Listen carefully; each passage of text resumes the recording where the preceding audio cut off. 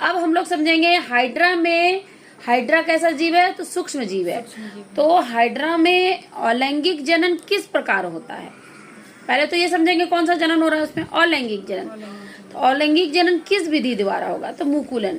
तो मुकुलन किसे कहते हैं? ये आ जाएगा। मुकुल क्या है? वो आ जाएगा। तो मुकुलन क्या है? एक विधि है जिसके द्वारा हाइड्रा में जनन होता है। कैसा जनन? अलैंगिक जनन। उसी तरह से अमीबा में भी अलैंगिक जनन होता है, उसका विधि का नाम है द्विखंडन। ठीक है। हाँ, अमीबा में भी कैसा विधि से होता है जनन? द्विखंडन। तो हाइड्रा में मुकुलन होता है तो उसमें क्या होता है? उसके बॉडी में छोटे छोटे उभार नजर आते हैं, छोटे छोटे ऐसे से उभार आएंगे, स्ट्रक्चर बनेंगे और वो स्ट्रक्चर ऑटोमेटिकली कट के निकल जाएगा, फिर नया हाइड्रा बन जाएगा। ठीक है, ये हो गया। और अमीबा में क्या होता है कि उसका जो केंद्रक है अमीबा का, हाँ, वो दो भाग में ऐसे बढ़ जाता है।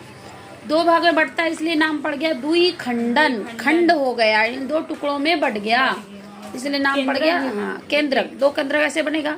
केंद्रक होना जरूरी है। हर सेल का एक केंद्र होता है। सेल बिना केंद्र का नहीं चलता। हाँ, होता है, किसी किसी में नहीं होता है। वो हम लोग पिछले कक्षा में पढ़ चुके हैं, तुम पढ़ी नहीं हो ठीक से, याद नहीं करती हो। ठीक है। हाँ, तो किसी किसी में केंद्रक की जरूरत नहीं होती। ऐसा नहीं कि हमेशा सब में केंद्रक ही होता है।